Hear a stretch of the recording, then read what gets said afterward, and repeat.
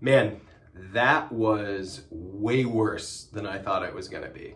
I'm a realist. I knew Wisconsin was going to lose this game to Alabama. My hope was for them not to get embarrassed, and unfortunately, that's exactly what happened. All of our worst fears were confirmed about this run defense. Jam Miller was going all over them.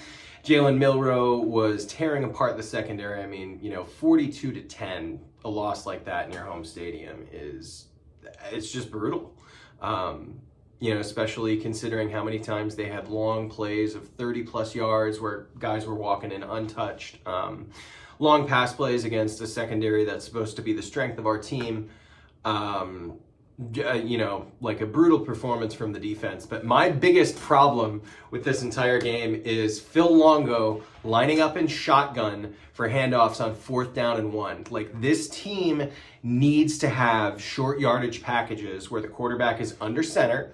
Utilize the fullbacks you have on the roster. We have good blocking tight ends. We have Nowakowski. Tucker Ashcraft is a big body guy. He can get in there. You have Jackson Aker. You have Zach Glaudeman. Use them. There was one play the entire game on 3rd down and goal in, I think, the 3rd quarter. They motioned in from a shotgun set. They motioned, put Braden Locke under center, and put Jackson Aker in as a fullback and tried to run it one time.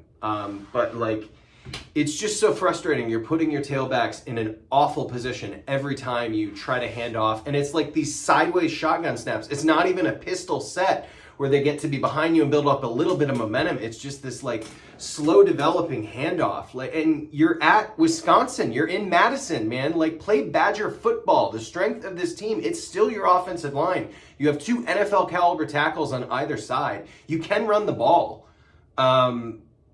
It's just the sets and the ways that they try to do it sometimes are really unimaginative. Now, I will say, the backs went for, I think it was just under 200 yards today overall.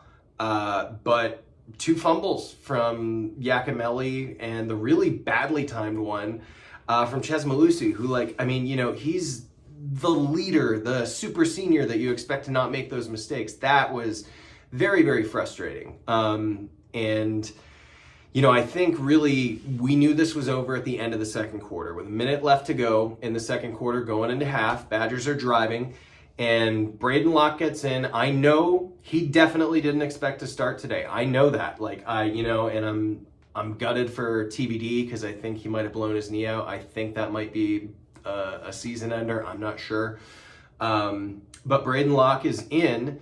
He looked erratic, he looked nervous, he looked off target all day, and I get it. He did not wake up this morning thinking he was going to be the starting quarterback for the majority of the snaps, but he missed a wide open touchdown. Will Pauling beat 2 Alabama players and is wide open in the end zone. Braden Locke overthrows him. And then later on in the game, Trech Kekahuna gets wide open. Just as wide open as you can get. Same thing, Braden Locke overthrows him. And those just are not acceptable mistakes for a guy who's a Big Ten starting quarterback. I was really high on Braden Locke actually last year. I thought he played really well against Ohio State, which was our best opponent last year. I thought he was a good fit for the scheme. He had another year to learn the playbook, but he just looked erratic, nervous, just too juiced, too emotional, anxious all game. I don't think it's a question of athletic ability. I think he just, that was a really frustrating thing to watch because our receivers were getting open against the Alabama Crimson Tide secondary, and you're not going to get multiple chances like that in a game.